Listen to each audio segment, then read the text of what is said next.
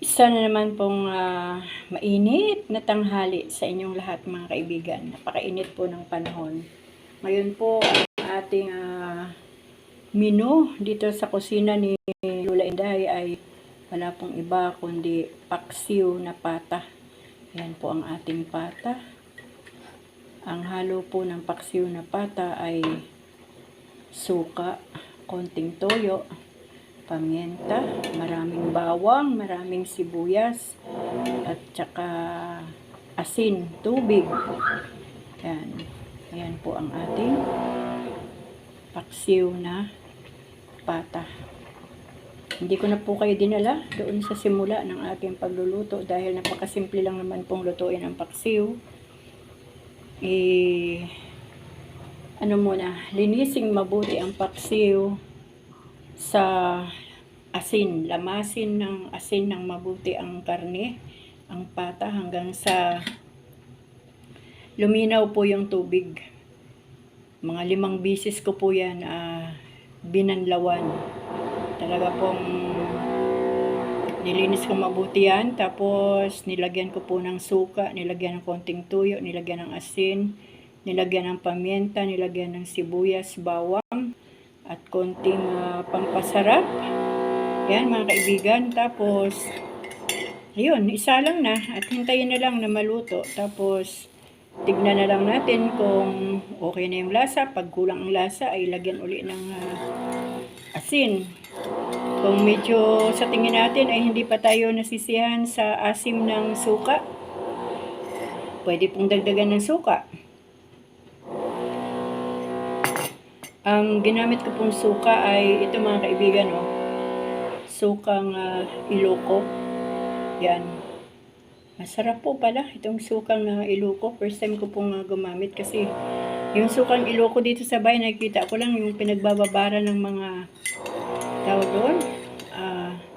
Yung maanghang, sili, yan. Tapos may bawang, sili, tapos ibabad sa sukang Ilocos. Yun po pala, masarap din po palang gawin o ihalo sa paksiw o sa adobo, ano po. So, yan mga kaibigan, ang ating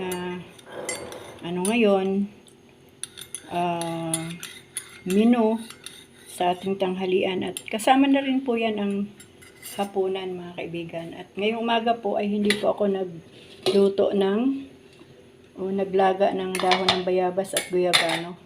Ito naman po ang aking niluto. Nilaga, ayan po, dahon ng malunggay, kasi sa dahon po ng malunggay, kompleto po yan ng vitamins ang malunggay. So, kailangan po natin yan. Kaya, ina-alternate ko po yan. May dahon ng bayabas, dahon ng malunggay, dahon ng guyabano. Meron tayong glutarnate para lang po talaga sa ating kalusugan. Makakatulong po yan. Nakaluto na po pala ng kanin yung aking manugang. So, ulam na lang po talaga ang ating ihintayin na maluto. Alam niyo mga kaibigan, sa totoo lang, nagpapasalamat po ako ng maraming sa ating Panginoon. Kasi, imagine, 2016 pa lang ay nararamdaman ko na po yung aking breast cancer. Ngayon po ay 2024 na. Buhay pa rin po ako, yung aking mga nakasabayan. May tumagal po ng 5 months, 6 months, 1 year, 3 years, 2 years. Pero purihin po ang Panginoon mga kaibigan sa buhay ko. Hanggang ngayon po ay andito pa rin po ako. Naririnig niyo po ako sa oras na ito. Nakikita niyo po ang aking mga activities dito po sa aking YouTube channel. At yan po ay isang himala ng Diyos na sobra pong mahabagin ang ating Panginoon. Napakadakila ng ating Diyos at sobra pong mapagmahal. Every time po na nakakaramdam po ako ng pain, sinasabi ko po sa ating Panginoon na, Lord, wag muna sa ngayon kasi napakabata pa ng aking mga apo. Hindi pa nila na-recognize ang kanilang lula. Gusto ko pang maranasan na maalala ako ng aking mga apo doon sa talagang kaisipan nila, hindi po doon sa aking mga reels, sa aking mga short videos dito sa Really Mix Stories, na puro na lang kwento ang kanilang maririnig patungkol sa kanilang lola. Dapat sila yung magkukwento, ay, ang lola namin. Si Teng po kasi ang aking Palayaw, si Lola Teng, ay nakasama ko yun. Mag-reels, yun ang aking apo na medyo may isip na mag 8 years old na. At hindi lang po yun, si Bunso ay mag-first year college pa lang. At talagang kailangan niya pa po ang nanay sa buhay niya. Kaya yan po ang aking hinihiling sa Panginoon na sana ay pagbigyan pa ako ni Lord na huwag niya muna akong kuhanin sa panahon ito. At higit sa lahat, masaya pa po ako sa ginagawa ko dito po sa ating YouTube channel. Ganon din po sa aking FB account.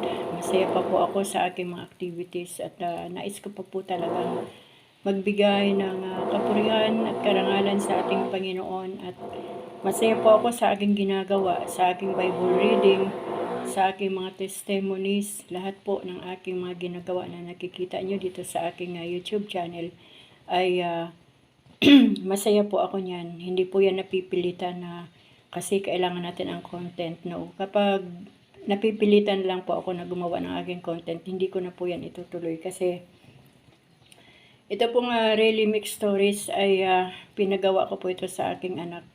Ang unang-unang tema po ng aking YouTube channel ay para po ipahayag ang salita ng Panginoon at ang mga kabutihan ng Diyos sa pamagitan po ng aking mga testimonies. Ngayon, kung napipilitan na lang po akong gawin ang bagay na to,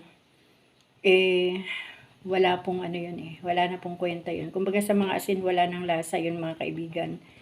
Kung gagawin ko ang bagay na hindi na ako masaya para lang mamonetize ako, para lang kumita dito sa YouTube, yes, kailangan ko pong kumita kasi wala nga po kaming hanap buhay ni Mister. Pero hindi po yun ang pangunahing layunin ng aking pagpagawa ng YouTube channel, kundi yung maihayag ang salita ng Panginoon, ang kabutihan ng Panginoon sa aming buhay, yung mga himala niya, yung mga testimonies na ginawa ng Diyos sa buhay ko at sa aking pamilya. So, masaya po ako, kita nyo naman mga kaibigan, kahit gabi na, hindi po papayag ang aking puso na hindi po madugtungan ang ating Bible reading. Alam niyo po, napakahina ng internet kagabi. Yang akin pong in-upload na pang 72 na Bible reading natin ay in-upload ko po yan ng 10 o'clock ng gabi. Pero ngayong umaga na lang po talaga na upload kasi napakahina po ng connection. So, lahat po ng bagay na ginagawa ko sa mundong ito, yan po ay may kasamang kagalakan, pag-ibig ng Panginoon at kapayapaan. At syempre, andyan na po yung pagiging agresibo natin. Pagiging agresibo sa pagpapahayag ng salita ng Diyos. Kaya mga kaibigan, isa pong regalo ng Panginoon sa buhay ko na hanggang ngayon ay andito pa ako. Kumbaga sa sa mga asin ay hindi pa nawawala ng alat ang aking buhay pananampalataya. May mga panahon po talaga na parang pwede ka nang umalis ng mundo. Hindi ko po pinapakita sa inyo yung mga panahon na parang pwede na akong umalis sa daigdig. Ngunit salamat sa Diyos kasi sa bawat panalangin po natin, ang Diyos po ay tumutugon at kung ano po yung prayer request natin sa Kanya ay ginagawa po niya talaga. Kaya mga kaibigan, habang tayo po ay nabubuhay, gawin po natin yung mga bagay na talagang ang Diyos lang ang maparangalan. Minsan po ay tinatanong ko rin ang aking sarili na, Lord, itutuloy ko pa ba yung aking mga exercise na pinapakita ako sa aking YouTube channel?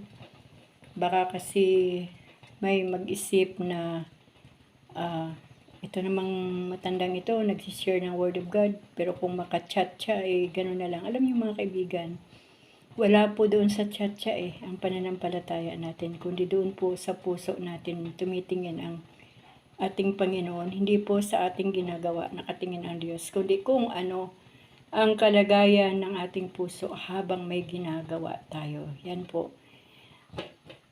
Ang aking pong mga short videos ay talagang ipinapanalangin ko rin po yan sa Panginoon. Kasi sa pamagitan po ng ating mga short videos, mga kaibigan, ay dyan po ako nagkakaroon ng maraming subscribers, ng maraming kaibigan, mga bagong kaibigan. At yung mga bago nating kaibigan, kung yan man ay, o kung sila man ay sabik na makarinig ng salita ng Diyos, idi purihin ang Panginoon dahil napunta sila sa aking channel. At nawa po ay maging pagpapala po ang mga bagay na ginagawa natin bilang mga tunay na anak ng Diyos. Huwag po nating husgahan agad ang ating nakikita kasi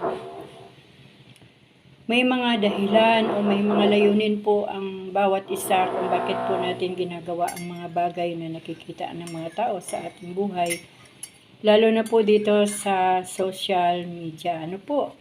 Kaya kung tayo po ay narito pa sa mundo, ibig sabihin may dahilan pa o may layunin pa ang Diyos sa buhay natin kung bakit andito pa tayo. Kasi kapag makita marahil ng Diyos na hindi na tayo kailangan manatili sa mundong ito, tiyak po, kukuhanin na po niya tayo.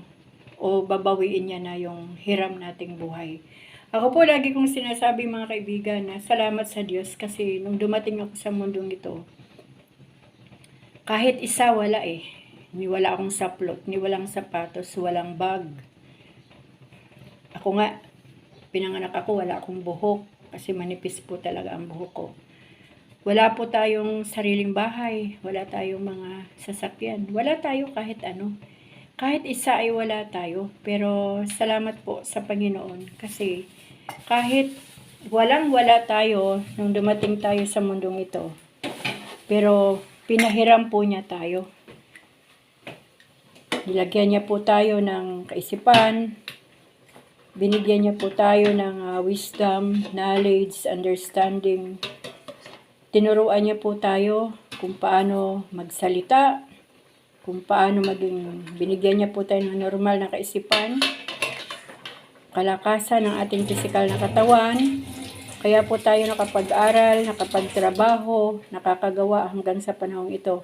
Kasi may katinuan po na kaisipan at kalakasan ang binigay ng Panginoon sa atin. So, nabubuhay po tayong lahat dahil po sa mga pahiram ng Diyos. Hindi po natin masasabing, ay kasi matalino ako, ay kasi lahat ng bagay meron ako, pati ang aking kapu-apuhan na hindi na maghihirap. Hindi po yun totoo. Nakasalalay lang po sa kamay at kalooban ng Diyos ang future ng bawat isa. Lahat po ay Diyos ang dahilan kung bakit po tayo ay narito pa sa mundong ito. Ang Diyos po ang dahilan kung bakit humihinga pa tayo. Ang Diyos po ang dahilan kung bakit nakakagawa po tayo ng mga bagay na nais nating gawin.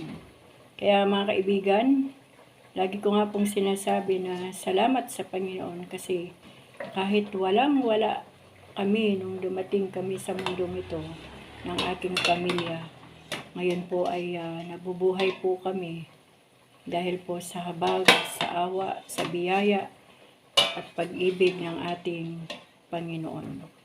Kaya wala po tayong pwedeng ipagmalaki sa Diyos. Kung ano man ang meron tayo, kundi pasalamatan po natin ang Diyos. Kasi pinahiram po niya tayo ng maraming bagay. Di po ba mga kaibigan? Kung wala po yung normal na kaisipan, at wala po yung lakas ng ating pisikal na katawan, hindi po natin magagawa ang mga bagay na gusto nating gawin. So, yung ating kalakasan, yung ating isip, yung ating hininga, yung ating buhay, ay Diyos po ang pinagmulan at ang lahat po ng ito ay hiram lang natin sa Diyos. Dahil darating at darating po yung panahon, yung oras na babawiin pong lahat ng Diyos, ang lahat ng pinahiram natin. Kapag ay hiniram natin sa Kanya. Kapag ang buhay po natin ay kinuha na muli ng Panginoon, hindi na po natin mapapakinabangan pa yung mga bagay na ating pinaghirapan. At ang magkikinabang po nito ay yung mga pamilya natin na hindi po sila nagpagal, hindi po sila nakaranas ng sobrang hirap para lang maipon yung mga bagay-bagay na naipon ng isang tao. Ano po? Kaya habang tayo po ay nabubuhay, habang tayo pinapakain ng Panginoon araw-araw, habang tayo ay pinapagaling ng Diyos, habang tayo binibigyan ng kalakasan ng Panginoon, ibalik naman po natin sa Kanya yung ating pasasalamat, ibalik po natin sa Kanya yung Kanyang karangalan. Huwag na po nating isipin yung mga kung ano-ano pang mga bagay, si ganito, si ganyan, si yun. Ang isipin na lang po natin na yung ating mga sarili, ang ating pamilya, turuan din po natin silang mag-isip ng tama. Upang sa ganon mga kaibigan, anong oras man po bawiin ng Diyos ang mga bagay na meron tayo, lahat, lalo na po ang ating hininga, ay handang-handa po tayo. Anytime na dumating man ang ating Panginoong Hesus sa kanyang muling pagdating, ay madatna niya po tayong talagang totoong naghihintay sa Kanya.